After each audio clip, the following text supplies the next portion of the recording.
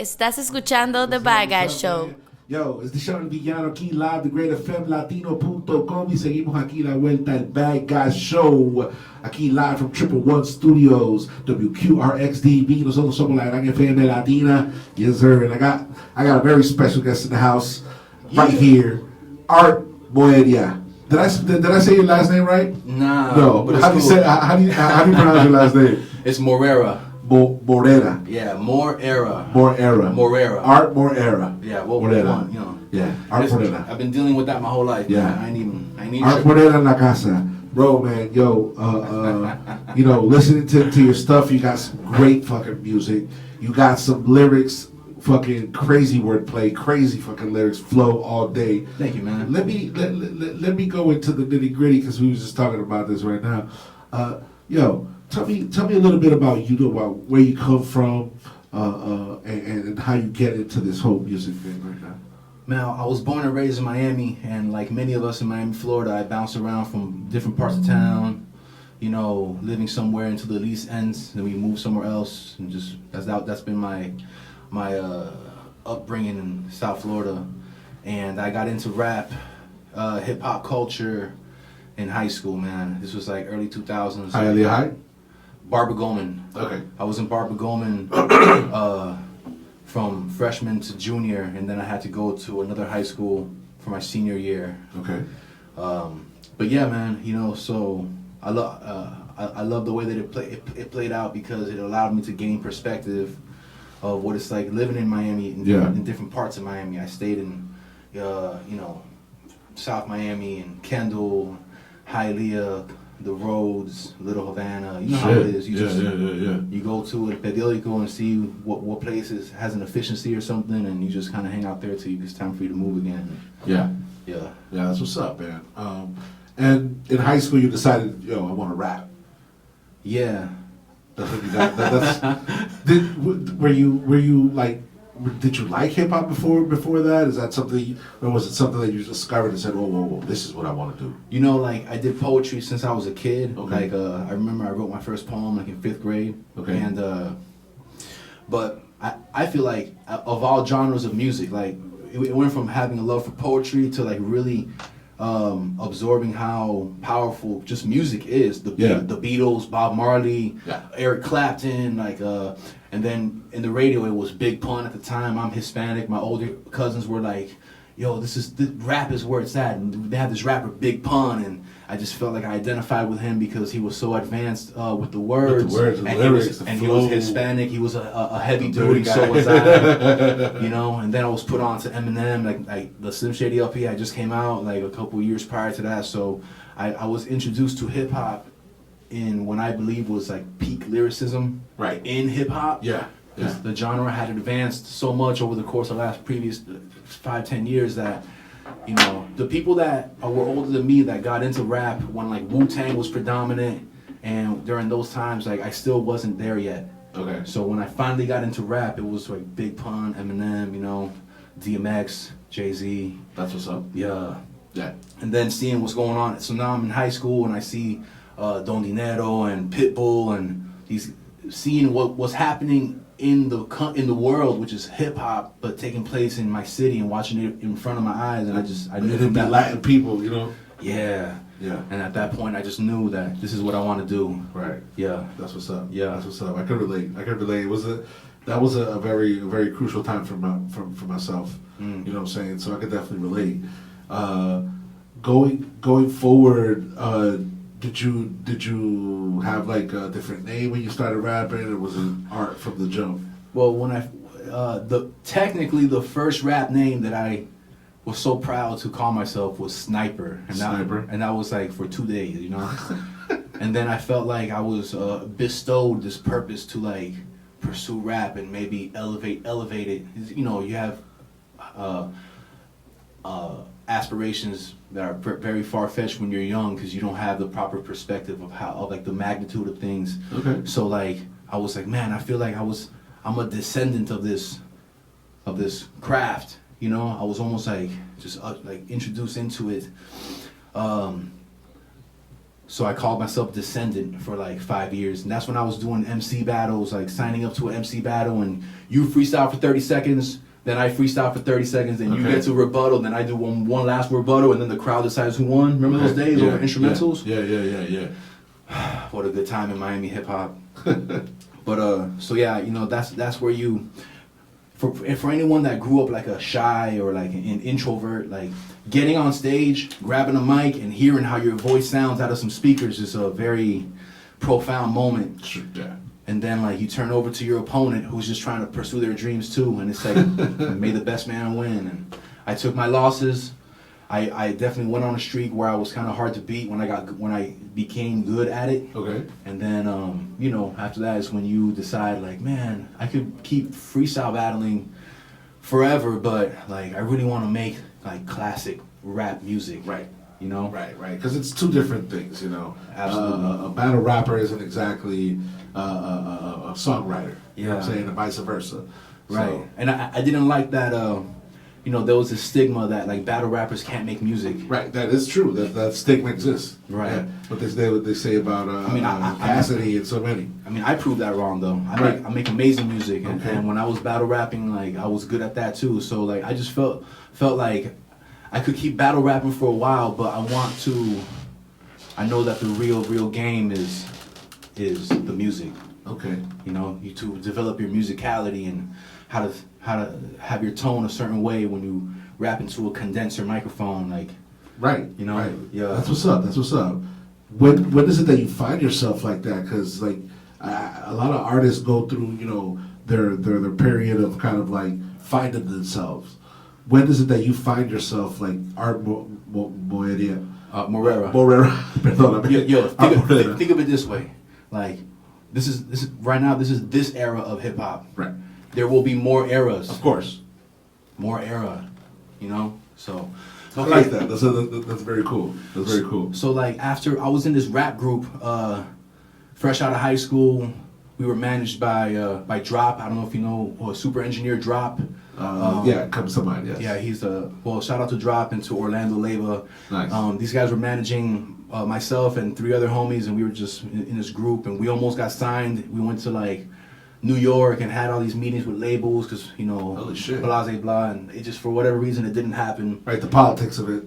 Yeah, well, the business, you know, so after that, I kind of left the group, and I took 2 years to kind of get my mind right, and I was thinking of like another name, and because I went through another name at that time too. You know, when you're finding yourself, you'll come up with mad different names. Of course.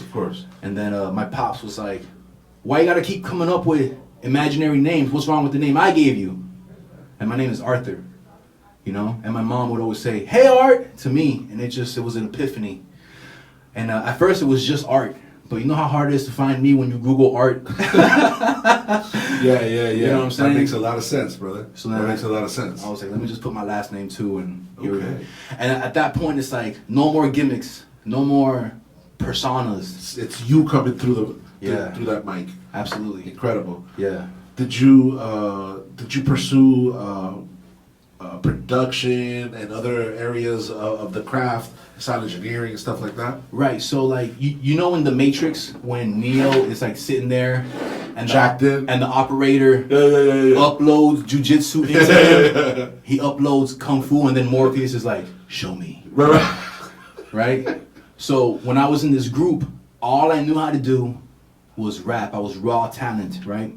But Happens. studio time is expensive. Yeah. Producers be taxing, That's especially right. especially if they don't believe in you, Yes, sir. you know, because they got to pay their rent too, right? And they got the mechanisms to keep you coming. Yeah. You know what I mean? And I just got tired of building with producers and then like coming through and being cordial in their studio, and they play like 100 beats and you force yourself to like maybe 2 or 3 of them Just to get something done. just to stay in their good graces and get something done and challenge yourself too. Sure. Like I should be able to rap over the beat Sure. even if I ain't that inspired by it, right? Okay. But so at that point I was like, man, the way to go is being self-sufficient. And in order for me to do that, I have to learn. I have to educate myself how to work Pro Tools, how to you know, how to understand like what quantize is Yeah. when making beats. What is velocity? What is this and that? And learn the language. And then you get your little $100 MIDI keyboard with the pads and shit. And then you just make your whack beats. But those whack beats that I made inspired me more than any beat that any producer blessed me with prior to that. But my beats still weren't necessarily good enough to publish into the culture of hip hop. Is that? I mean, yeah. You know, in the beginning. Yeah. So then I stepped outside again, and shout out to H2O, Okay. who I've known since high school. And then he linked me up with this one producer named Nixon, and him and I, we ended up having a great working relationship for years, for like 5-6 years, where he'll just bless me with very good beats, and then we made great music together. But like, you know, like you can't have any entitlement working with other creatives. Sure. One day they might not want to work with you no more. That's right. They might want to work with just people, you know, like how many lines are truly parallel? You know, like people eventually Yeah. grow away, you know. So at that point, man, like I just be analyzing how people work and workflows. I love tutorials. I love how-tos, you know, and I just learn how to do my shit, man. And Self-taught. yes, absolutely. Well, not self-taught 100% because you would ask your homies, yo, how do you do that? Okay, again? I get you. But- But not like, you know, school type instruction. It Right. was just you had in there. And so Autodidacta. and then I you know, when I finally started to come out with good music, right, Yeah. which is actually 10 years ago this year, my first project I dropped in April 2012, original project. I dropped a mixtape in 2011 called 12 a.m. Okay. And nice. so at that point I need to learn how to, like, you know, do videos, because I reached out to a couple videographers for a music video, and they were taxing, talking about $800 for a video. Yeah. And I'm thinking, like, that's rent, you know, and that's also the price of a camera. Sure. So let me just make the wise decision and invest in my own gear and learn how to use it. And Very wise. Very Yeah. wise. And then, you know, you find your own style after a while, and to the point where people want you to give your style to them because they like Sure. how you're doing it so much. Yeah. You know, so yeah. So that's very dope, bro. I mean, my hat's off to you, bro. You know what I'm saying? You're definitely making some dope ass music, and you know, it's very cool to meet somebody who I can relate to so much in that sense. Just hearing you talk is like, bro, it's like, yo, that's, you know, something I've been through, and how many people like me and you have been through that same, you know, process that can relate like that. That's very dope. Thank you.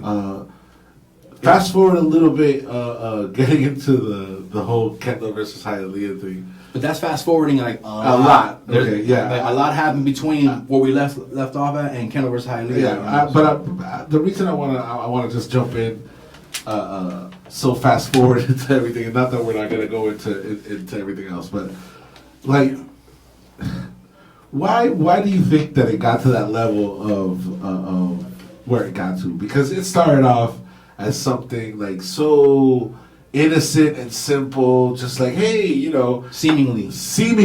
yeah. Why do you feel that it jumped off into that, bro?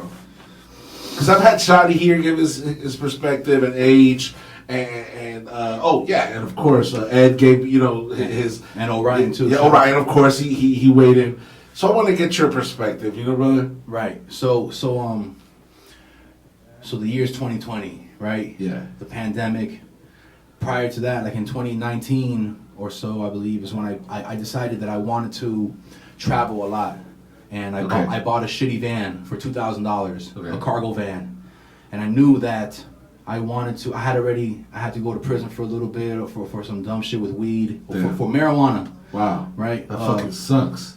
And so I decided, once I finally got my freedom back, you know, you're on probation, you know how it is. Of course. And so I moved all my stuff into this van, and I turned it into a mobile recording studio so that I can save money on hotels while I venture out into the world and present myself to the world as the artist that I am, Yeah. you know? Yeah. So then the pandemic happens, everything gets locked down, and everyone is scared to leave their homes because they Right. don't know what the fuck is happening.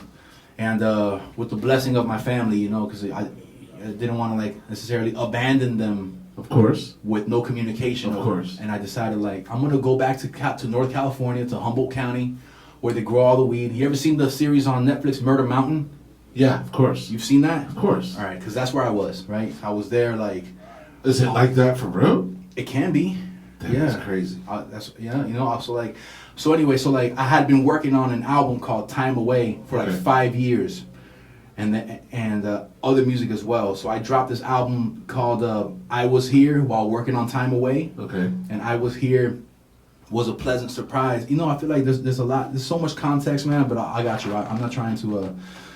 I do want to delve into that. I got you. Into that context. I do want to delve into that. But the point is that, like, I was out in North California, not in Miami. Okay. Doing my thing, pursuing my dream, and then because of the pandemic and everything gets shut down, they decided, a way to kind of raise the morale of the city is to ignite this competitive proposition of, like, let's see which part of town makes better music, because of the whole versus thing, right? Right. So then Orion hits me one day and he's like, would you say that it was when you were in Hialeah when you decided that you wanted to pursue rap? And prior to that moment, I was conflicted with my relationship with Miami, because I feel like as much as I put on for Miami, like, Miami never put on for you. Never put on for me, right? I get that feeling. See, that's very relatable right there. It's an interesting dichotomy. Yeah, dichotomy, absolutely, because you want to put on for the city, you don't want to have entitlement, but you kind of feel a ways when people that you reached out to and you extended an olive branch to decides that someone else is a more worthy candidate to rep the city than you. Oh my God, I could just, I feel you so, God, bro. You know what I mean? Dude, I know what you mean in a half. And it wouldn't have as much merit if your shit was trash. Of course. Because then it's like, bro, I understand that you rep the city, but, like, you're just not the ideal candidate for this, Right. So olive branch after olive branch, just trying to build with the city and create camaraderie with my peers. Yeah. I feel like Miami hip hop is more hip hop than New York right now. Sure. Because they do NY drill. They embrace drill music. Right. So who's actually doing just hip hop more than Miami? Right. So anyway, so I went back to California, because I had been there already for a few years on and off. Like I said, I had to do some time for some weed. Out there, you did some time. In Missouri. In Missouri, holy shit. Don't ever go to Missouri with weed. Anyone. Just smoke. That's Bible Belt, right? Just smoke it before you enter the cross state line. Just smoke the joint and just take the L. Take the L to your lungs, and then cross. So you won't have to take a fucking L. Right. Arrive on vacation, leave on probation. Shit. But so anyway, man, I was just there working in weed in Humboldt County, and then during the pandemic, and this whole thing with H2O and Orion, they want to do this friendly competition of which part makes better music. Right. And I didn't want to be involved because, like I said, at the time I was a bit conflicted with my relationship with Miami. Yeah. But it was like you ever seen Lord of the Rings when they summon to make the Fellowship of the Ring and everybody pulls up? Yeah. So I kind of feel like that when Orion hit me up, because he was representing Hialeah single-handedly. Right. There was no one else from Hialeah that was really throwing their hat in the ring to kind of show that Kendall isn't necessarily better than Hialeah. Yeah. It was just Orion. I was one of them. It was just Orion. Because I could have repped Hialeah at that time, because I had, that's like, just like you said, we live everywhere in Miami. You know what I'm saying? And at that point in time, I was living in Hialeah. Like, that was Estás like, escuchando The Bad Guy Show. I was repping Hialeah.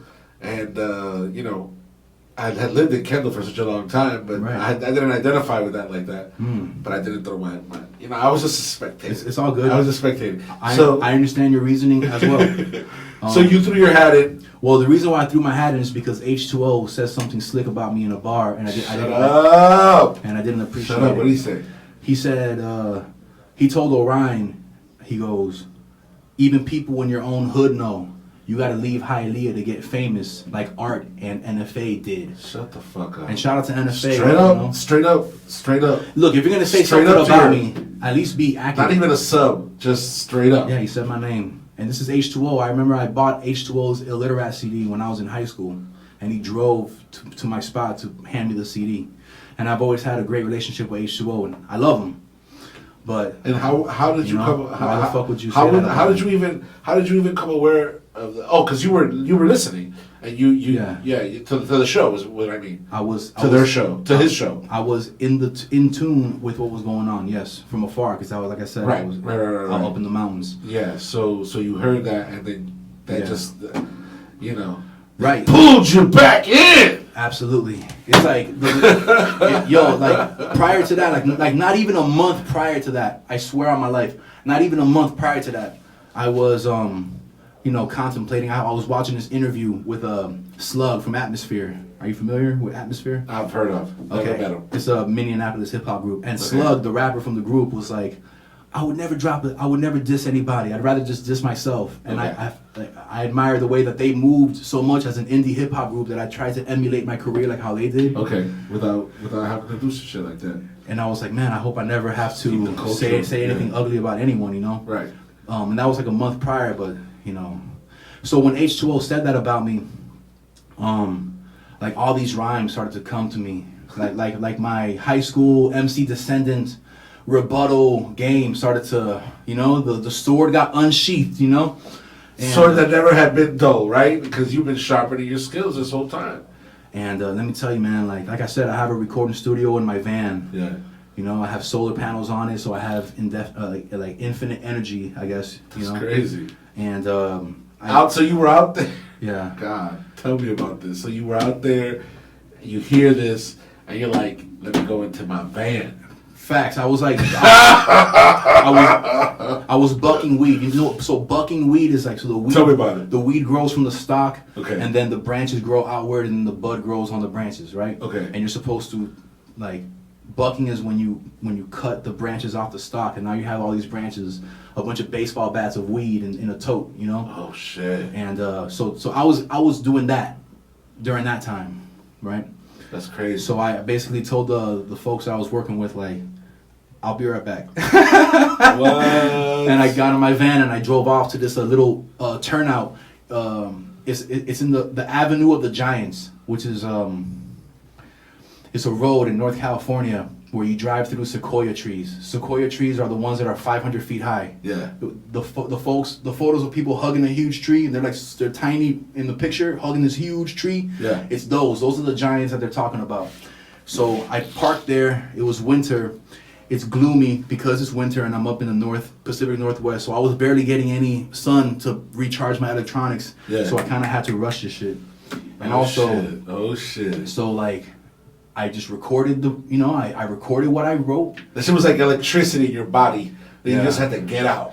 And I got like my camera and I kind of filmed like a little selfie style video.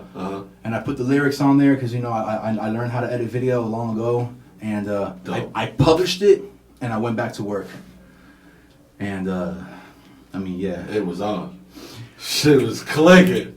Yeah, it hurt me to post it because I got love for H2O and he's a good dude. He's not, there's very few people that put on more for Miami hip hop than H2O. Yeah. So it hurt me that you had to go that there. I had to go there. Well, yeah.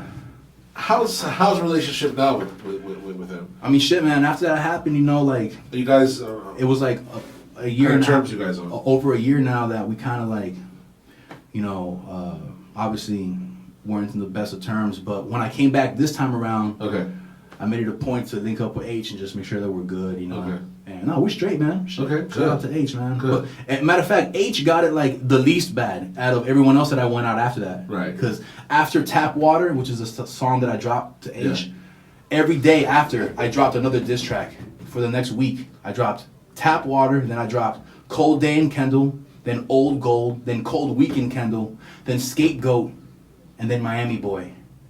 Right? Every day, leading up to Kendall versus Hialeah. Yeah. Which was it was like I was possessed or something. You ever seen Death Note? Yeah. I felt like Kira, Okay. Just. You're writing names on the paper. Yeah. Yeah.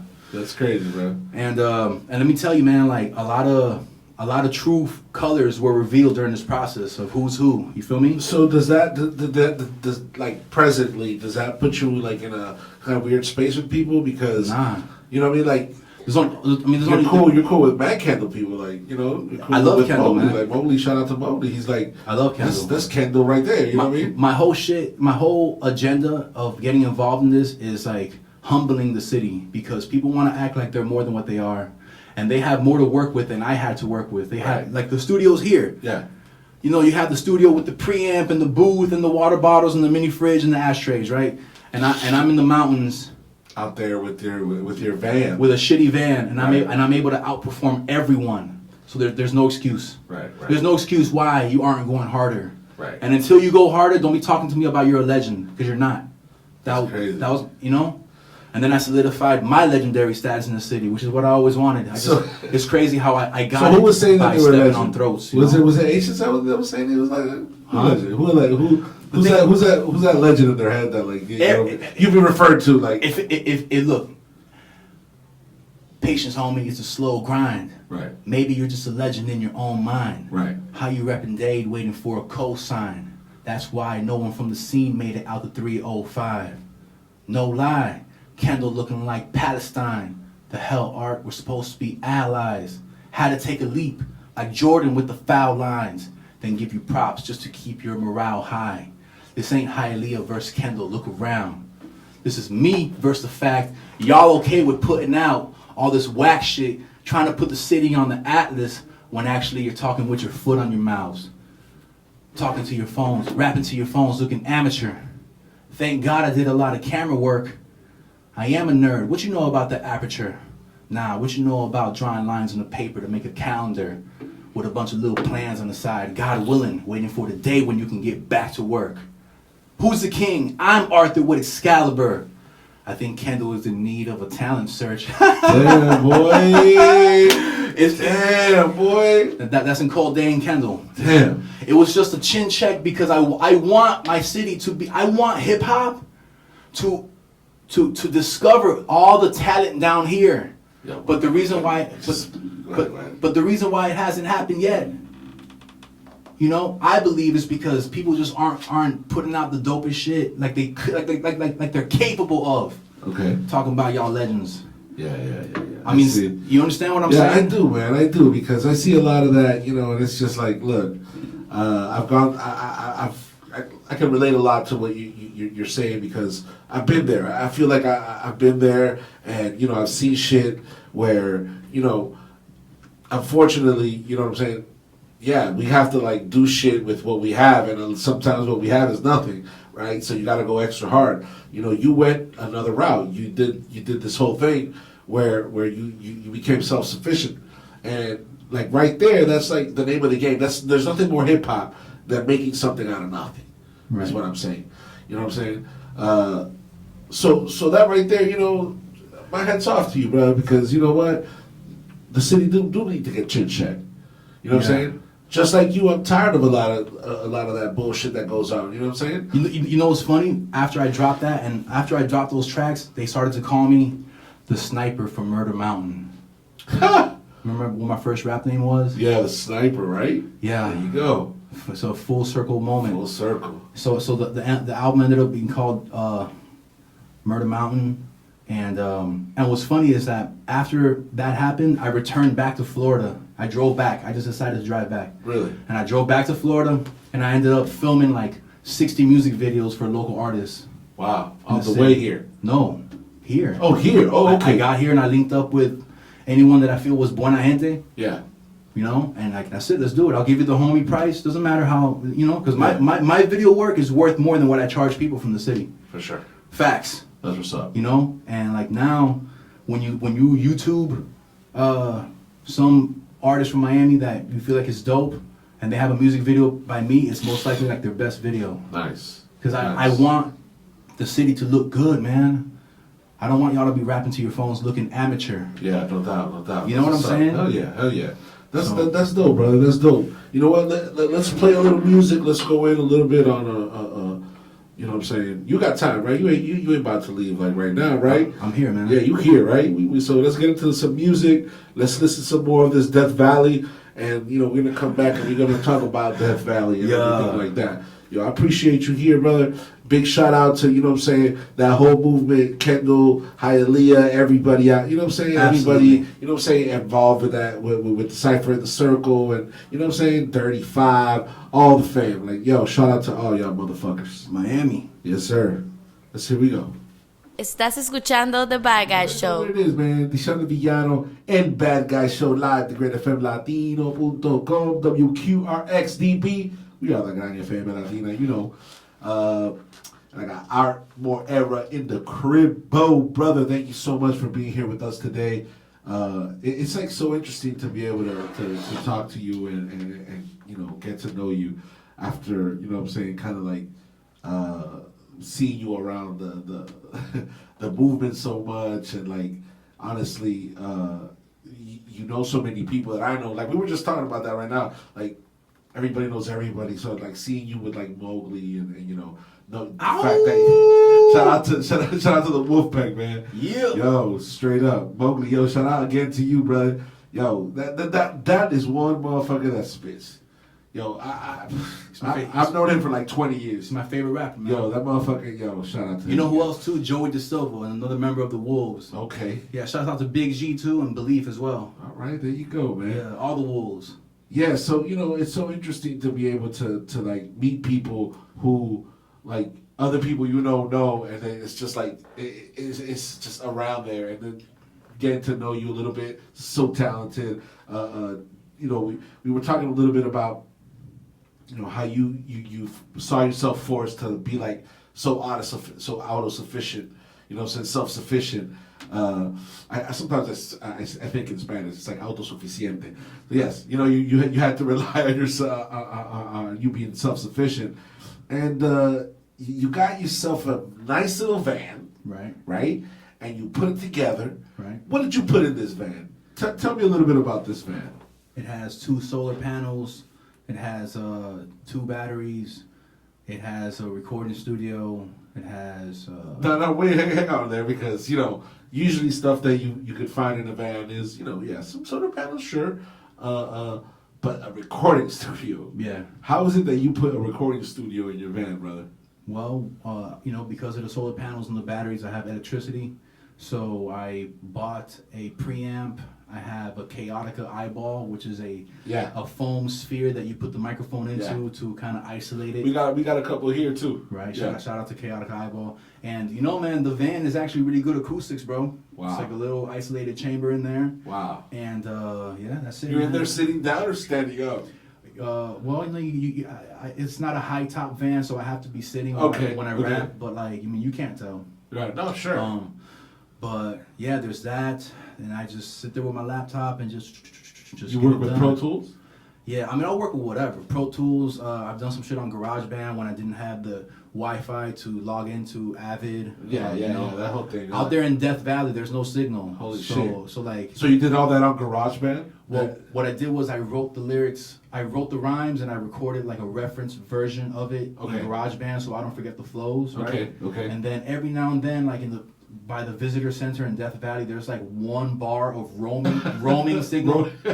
You know what I'm saying? USA 3G complement. I don't even know how. Yeah. Roaming, right? And they only give you like 200 megabytes worth of service, so I had to really be conservative with how much data I was accumulating. So I would sign into Pro Tools and just record a quick reference take, just so I don't forget the flows, and then I'll just work on the next verse. And it wasn't until I left Death Valley when I could actually lay the vocals, right.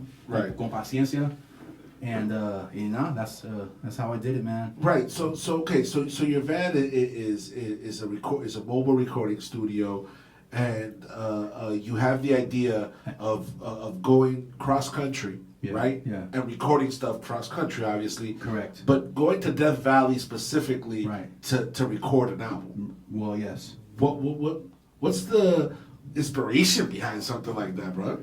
Right. So you know how Jesus went to the desert for 40 days? Sure. Right. I wanted to know what it's like to be in the desert for a little while, Wow. And 6 months prior to that, when I left Miami again to go back to California again, I wanted to go to the desert, but it was summer, and that would have ultimately undoubtedly I would have died out there because of the heat and my dog sure. and my dog too. Oh, because you're with your dog. Right. My dog Morty. Holy shit. So, I held off on that idea till I went until the temperature cooled down. And during that time is when I was in North California again doing my thing in Humboldt County. And I got a job with Cookies. Shouts out to Cookies, to Burner's Marijuana Company, Cookies, right? Wow. I ended up, you get hired just to package eighths, Holy shit. Actually, do I have it here? Look, I actually have it in my pocket. This is what an eighth looks like. Right? Wow. Shout out to the camera. Yeah, this is E85 because she's smoking on that gas. Holy shit. Right? Shouts out to 1LDX. And 1LDX is a packaging facility at the one log. Like they took one of those sequoia trees and turned it into a one log cabin in the early 1900s. Holy shit. And right now it's like a national landmark. So when you're driving on the 101 north, when Tupac says, Sacktown, the Bay Area, and back down. Yeah. Right. Well, where I was at was 4 hours north of the Bay Area in California. Wow. Right. So shouts out to the One Log for hiring me and starting off with packaging eighths with the One Log team, 1LDX. But then I showed them what I could do with my videos, and they recognized my skills, my skill set, and they had me just do videos for them. And that's so dope. So 6 months go by of me just cranking out like amazing marijuana content. It's crazy how I ended up doing time for weed, then I ended up making a living off of it. Yeah, it's crazy, wow, right? It is. That's God, bro. That's crazy. But so then some things. Let's just say that I realized that it was time for me to move on from Humboldt County for a plethora of reasons, and on my way back, I knew after all those cross-country trips that I did, I've already done like 16 of them. Shit. I was like, man, I'm not gonna squander this opportunity to do the thing where I go to the desert and I make an album there, and I documented the whole thing with my cinema camera, and I it's been my life's dream to make like a movie out of my life, of me pursuing my American dream, because I come from a Cuban household. Okay. So like if my dad can cross the fucking water, right. 90 miles to get here, the least that I can do is live my American dream. Wow. Wow. So I went to the desert, man, and like it was scary, bro. But when you're out there, you come to terms with your fear. Like I learned that fear is not a weakness, man. It's a tool. You can harness your fear, and it can be a tool that you can redirect that energy. That's incredible. And turn a negative to a positive. That's incredible. Because what's the worst that can happen? You die. Well, exactly what you're talking about is kind of like that whole thing of hip hop, right? Yeah. Where in hip hop we turn negatives into positives. Yeah. You know what I'm saying? Hip hop took the word dope, which means drugs, bad. Right. Made it mean awesome. Fuck. Absolutely. You know what I'm saying? Repurpose. Yeah. Hip hop is part of the reason why NIGGA is inside of the hip hop community. It is not a fucking slur. Right. You know what I'm saying? It's a term of endearment. It's a term of endearment. And it's because...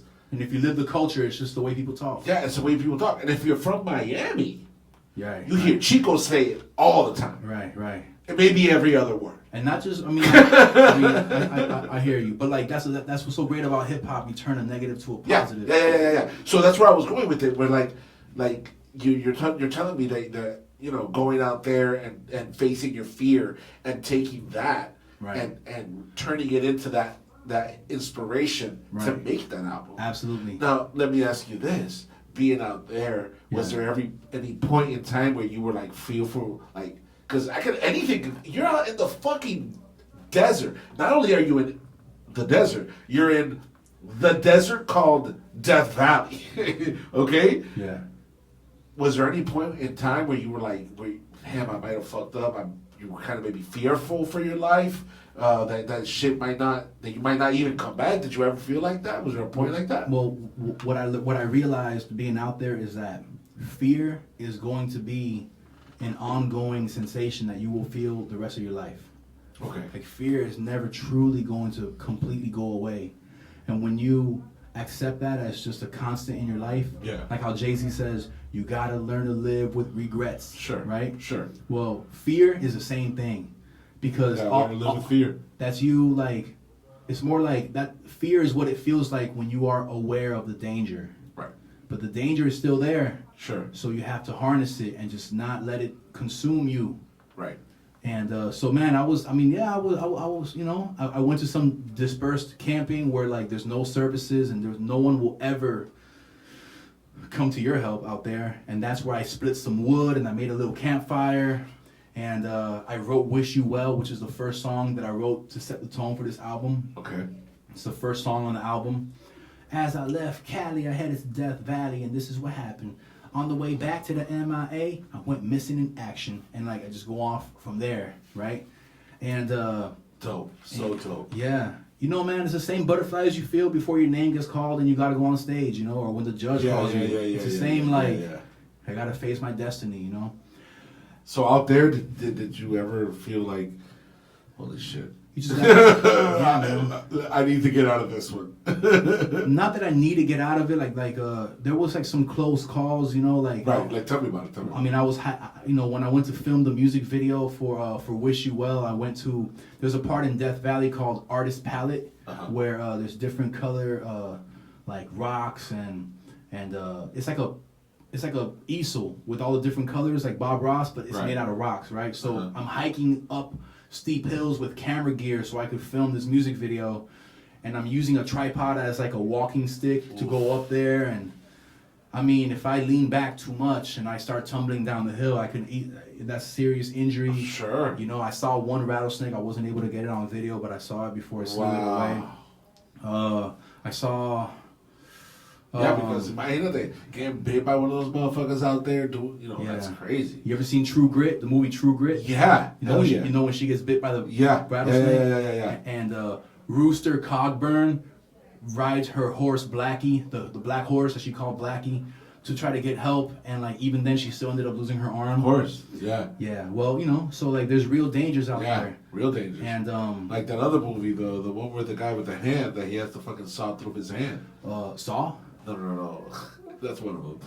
127 hours. Oh, with the James Franco. Yeah. Right. Yeah, man. Like when you're out there, you're so vulnerable that your parents will be like, "There's no point in you doing this because they worry about your safety." Of course. But when you make it out of there, not only alive but alive, you know, like I never felt more alive than in Death Valley.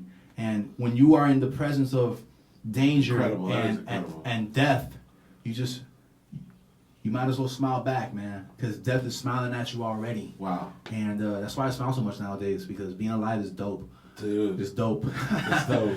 It's dope. No, let me tell you something, man. That's just something crazy. That's something I wouldn't do. I wouldn't go out to that's straight up. Like I wouldn't do that because I've already found my near-death experience. It's called marriage. Yee.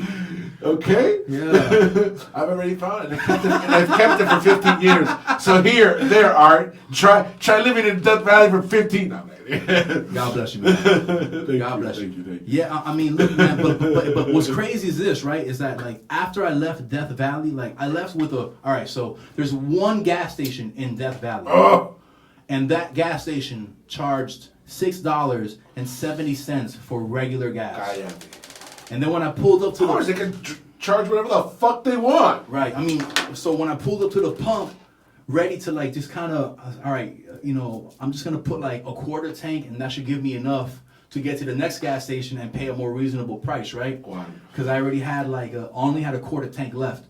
So I pull up to the pump, and it said cash only, and I only had a card and $3 and some change. So like I ended up paying $3.65. So that gave me like a half a gallon, and that's it. I was like, all right, now I gotta head to Nevada, and so I drove knowing that I might run out of gas, and when you're out there, like.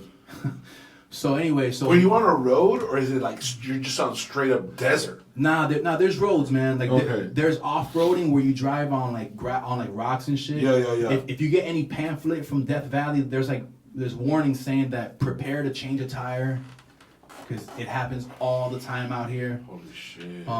You know, so I didn't have to change a tire, thankfully. But Yeah. like, you know, I almost ran out of gas until I crossed over into Nevada, and right when you cross state lines into Nevada, driving down the 190 in Death Valley, the gas went from 670 to 320. I mean, I was so happy to pay 320. dude. Dude, You know? that's so crazy. So then after Nevada, I crossed over into Arizona, and I was like, you know, I always passed on going to see the Grand Canyon every time before, and I didn't want to do that this time. Nice. You know, and so I So you hit up the Grand saw the Grand Canyon, and actually I missed it the first time driving by it. I passed the Grand Canyon. You didn't even know you were passing it. Yeah. That big now. But after I passed it is when I saw the wild wolf. You did? Yeah, it's on You video. saw it? It's on video too, Oh, wow. and it had a piece of like prey in his mouth. That That's was nuts. that was the omen, because I'm a wolf. Sure. You know. Wolf pack, huh? Yeah. The wolves, man. You know, now you say that, it brings back so many memories, because Mowgli and me used to record at this cat's house named Dragon. I don't know if Yeah. Shout out to Dragon. I know about Dragon. Dragon, man, yo, and that's like 2000. That's like Wow. fucking 22 years ago. It's crazy how Holy long shit. how long Mowgli has been putting out quality rap, yo. Right? Yeah. See, to me, Mowgli is a Miami legend. We talking about the whole legend talk Yeah, earlier. yeah, To me, yeah, like yeah. Shoddy is a legend. Yeah. You feel me? Orion is a Miami hip hop legend. H2O is a Miami hip hop legend. You know what I mean? Yeah. Like, there are legends. DJ EFN is a legend. Legend, 100%. Garcia is a legend in Those Miami two hip hop. motherfuckers are legends for sure. You feel me? Yeah. But like, people be throwing around the word, like, it feels good to be called a legend, and people Yeah. want to feel good, so you kind of like pass around the torch a little bit so they can stay warm a little while, you know? but yeah, you know, like, to me, like the Wolves, that's some legendary shit, man. Yeah. You know who else I feel is a Miami hip hop legend? Who? No Emotion Gold Mask. Okay. With the gods. He records a song every single day on YouTube with the community that I just had on Discord with you. Yeah. And they're like 670 songs right now. Wow. Every day. Incredible. You feel me? That's incredible. So it's like, yeah, man, I love Miami hip hop, man. There's so much originality. There is. That is so awesome. You know, I came up at a point where like nobody was rapping in Spanish, and it was like so hard to just get people who rapped in English to take you seriously because you rapped in Spanish. You know what I'm saying? And But why do you think that is? I don't know. It was just I don't know, man. I grew up seeing a lot of like I grew up going to like, and I say grew up, I was already 20. That's not growing up. But like growing up in the movement, Yeah. right? Yeah. And like this was before I was 20. This was like when I was like maybe like 18, 19, and going to EFN store, Crazy Goods, Yeah. and buying cassette beat tapes. Wow. You know what I'm saying? And getting down, and my brother, he was working at BJ's, and his like first few checks, he bought fucking 1200s. All right, and you know, one of the first places we started going was there, and my brother like became real cool with EFN, you know, from the jump, and I was just kind of like a jit, you know what I'm saying, in high school. And just like watching them kind of like do their thing and like, whoa, what the fuck? Garcia back in the day was called Gambit, if you remember that shit. Okay. All right. So that was like, I'm telling you, this is like the beginning of, they were probably doing it for a minute, but this was the beginning of them like actually making a name for themselves out here locally. Heard. He was Gambit, they was Crazy Hood, you know what I'm saying, and Who's Crazy. They worked on that shit for a while. They had series of Who's Crazy coming out, and it was like mixtapes and shit. And just to, I'm telling you, man, it was like, yeah, I rap in Spanish, and who's listening to that? Nobody cares about it. But I was like adamant. Right. So for me, it was like, by the time I was making music with Dragon, it was like, it was my first stuff, like real going in and recording something on a mic. I hadn't recorded nothing before that. And when I met Mowgli, his shit was already like locked. Like he sounded like a dude like from New York, not from New York in the sense of like just like polished. just like polished. Yeah. And I was like, what? But yet gritty. Gritty, yeah. Definitely, and you know, we in here hung out a lot during that time, and a lot rubbed off because you know the three of us worked in the studio constantly. That's great, man. You know what I'm saying? Absolutely, steel sharpens steel. Yeah, and you know, Dragon had his thing. You know, he was like a schizophrenic or something, but he had a crazy music output. You know what I'm saying? Not all of his shit was. You know what I mean? Shit, I'm probably schizophrenic too. You spend enough time by yourself. You know, I bet you. The laugh becomes more maniacal. I bet you. But you find more things to be funny. So I don't know. You judge it for yourself, I guess. Well, you spent a lot of time by yourself. Yeah. You know what I'm saying? And you have a crazy music output. I think that when you do stuff like that, you kind of like have this admiration for the music, where it's like on another level from other people. Do you feel like that sometimes? I mean, I do. I do feel like, you know, I make my own beats. Oh, okay. I mix my last 4 or 5 projects. I produce everything. All produced and mixed by you. Mix and mastered me. Everything me. Right, like Russ. You know, Okay. everything's Yeah. same thing. That is fucking crazy. So it's like I'm aware of. Congratulations. Well, thank you. My respects. I appreciate that. I mean, but it comes with a price, you know, because music is supposed to be a collaborative effort. Sure. Like how you were talking about with your music, how you have all these studio musicians come in and assembling the music you hear in your head. Yes. Like that's ideal music, and I don't have that luxury, so I have to do things pretty much by myself. And but in doing that, you know, I created a unique sound that's unique to me. Yeah. And you know, you pick your poison, bro. I'd rather be inspired by. I just want to be inspired, and the drawback from it is that now I find myself not getting inspired when I hear amazing beats made by other producers. Like the majority of the time, it takes like a fluke. Really. To hear a beat that someone else made. Like shout out to Colt 45. Like he had dropped a tape with Mowgli called "Very Little Gun Sounds." Yeah. And you know, I'm on a track there with them called Nice. Chamber Square. Nice. So like. But it's more of Ooh, it's an uphill battle, getting inspired by, because I'm so accustomed now to just kind of doing my own thing.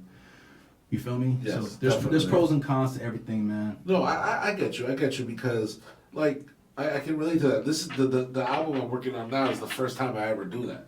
Mm. You know what I mean? Even though I haven't ever produced myself, but I have mixed myself and mastered myself. You know what I mean? Yeah. So, you know, yeah, definitely it's one of those things. What's the name of the chamber? What? Chamber Square. It's on the album called Very Little Gun Sounds by Money Mowgli and Colt 45 of the Gods.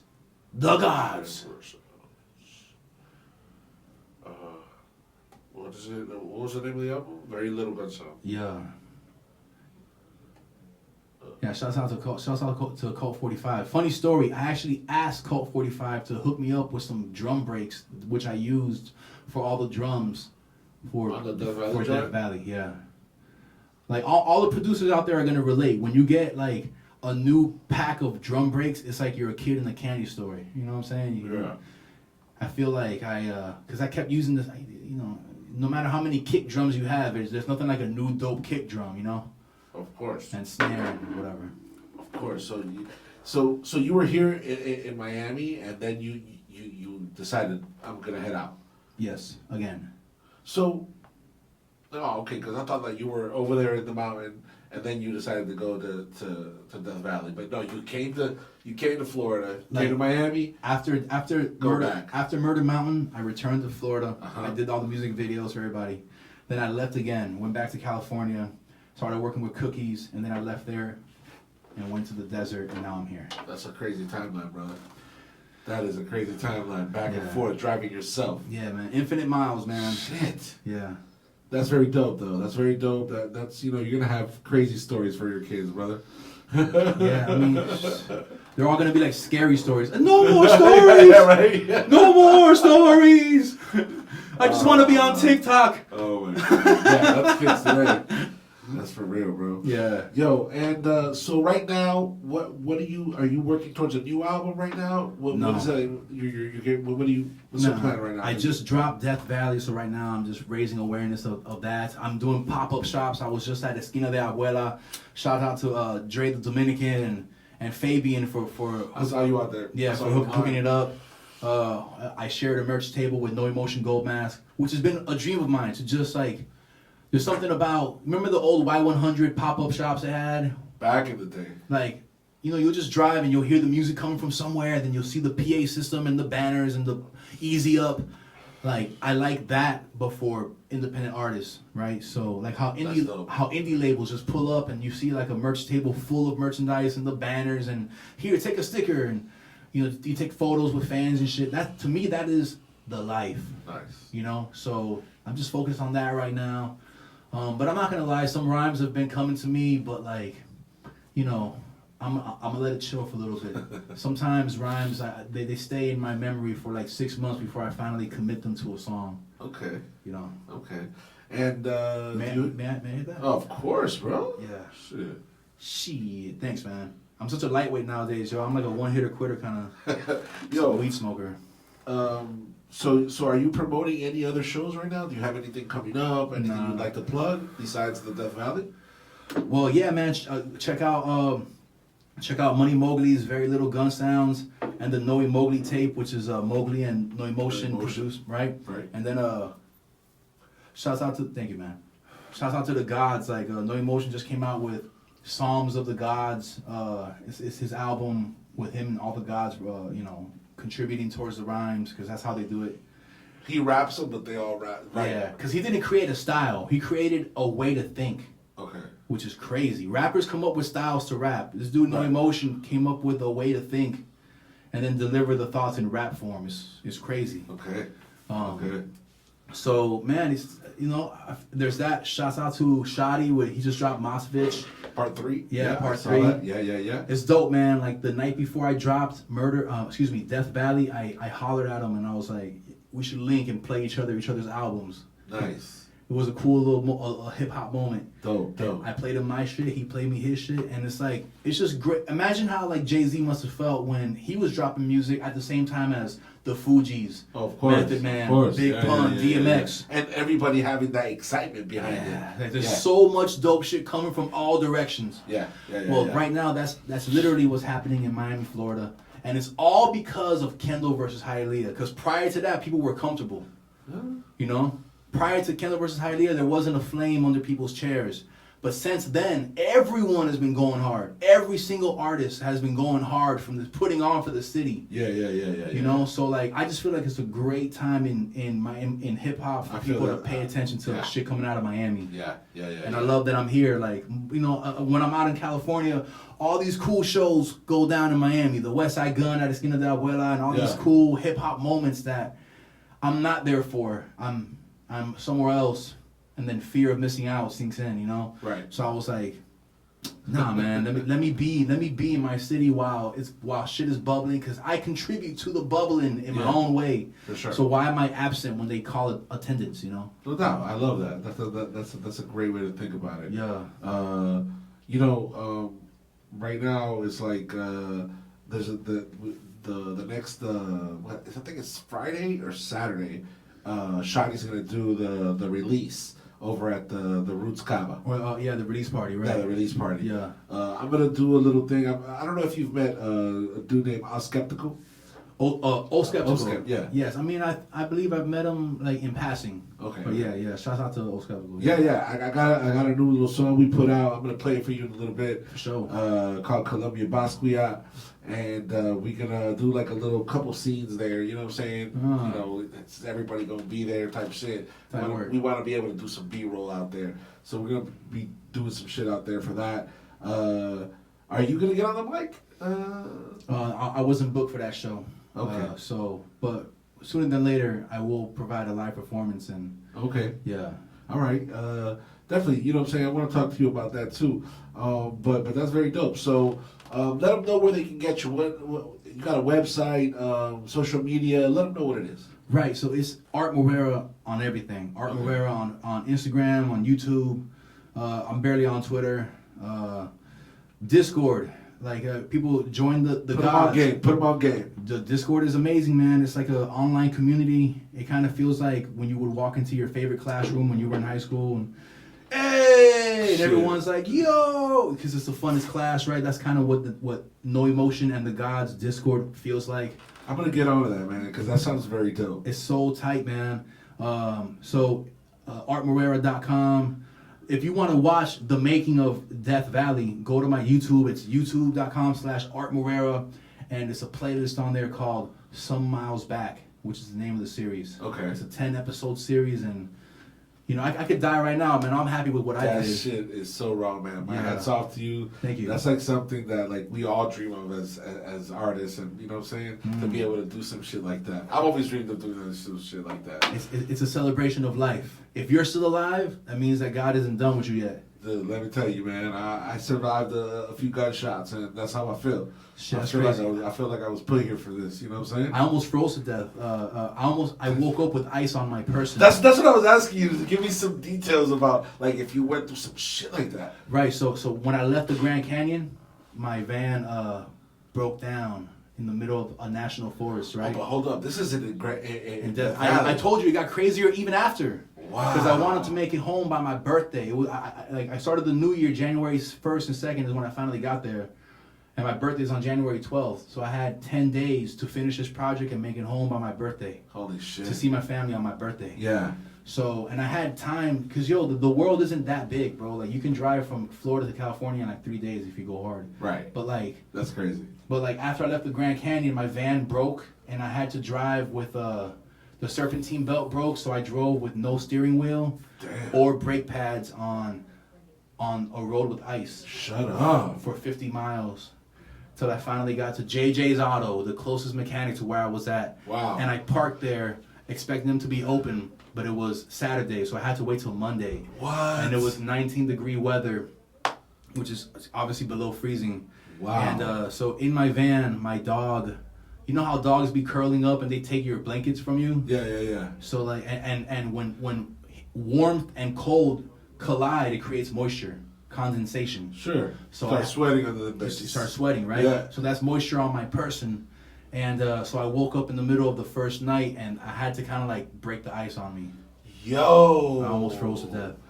That is nuts. Yeah. That is nuts. Yeah. And then like, hypothermia can hit you. Like, yeah. Wow. Yeah. But I walk with God, man. And that's what's up. God be coming through, bro. God be coming through, man. Good for you, man. Good Yeah. for you. Sounds like that's a very crazy experience, and I just don't want to hear anyone talking about we outside. Y'all ain't outside, right? That was outside. Yeah. Wow. Very much. Brother, you know what I'm saying? Thank you so much for coming through. It's been such a fucking awesome fucking episode today. You gotta come back, man. I'm down, man. You gotta come back. We gotta keep chopping it up. Definitely, this is like one of the best episodes that I've had. Like whose was better than this? honestly, Orion give a good ass fucking. I love his interview too. Orion, I'm not gonna lie. Is Orion such a dope dude to talk to, man. He is, man. You know what I mean? Well spoken. Yeah. Not in the well spoken part, but everything else about him and hip hop and everything reminds me of my brother. My brother likes hip hop a lot. Okay, so he reminded me of my brother, and it was so dope to chop it up with him. And he's such an awesome person to get away with, like very personable. You know what I'm saying? Like, it's dope to have interviews like that, man. I love Orion, like this. Yeah. And for sure, brother. So we're gonna be checking you out. We're gonna be staying in touch, and definitely, you know what I'm saying, thank you so much. And llegamos al final de nuestra entrevista, pero vamos a tener un poquito más de musiquita, vamos a tener un poquito de behind the scenes aquí con el compadre un ratito, así que ya tú sabes lo que es, man. It's D'shon El Villano. It used to be The Bad Guy Show. Now it's El Bad Guy Show. This is El Bad Guy Show, motherfuckers. Y ya tú sabes, estamos en vivo todos los domingos, every Sunday, 8 p.m. and on. You know, we doing our thing over here. We're going to probably be on maybe at 7 for some special events. But ya tú sabes lo que es, bro. Go get the app. It's for free out there. Apple, the App Store, and go to Google Play. And go get the app. It's for free. The Great FM, the Great FM Latino. Art, do you want to, any final words, anything you want to, some knowledge you want to drop on us, brother? Like I said, man, death, you're going to die one day, bro. Sure. death is smiling at you already, man. You might as well smile back. born. You might as well smile back, man. Right? It's hard to not feel a little bit better when you smile. You might be faking it at first, but after a while, you'll find good reason to keep that smile on your face, man. That's a very dope outlook, brother. Yeah. Definitely, you know what I'm saying? Your music definitely reflects that whole outlook that you have. So, you know what I'm saying? My hat's off to you for sure. I want to get into that one track that you told us about, the Chamber Square. the Chamber Square. Yeah. So we're going to get into that. And ya saben lo que es. Stay tuned. Here we go. Let go. We're good? Definitely, yeah. Ah. That's very dope. That's very dope. Estás escuchando The Bad Guy Show.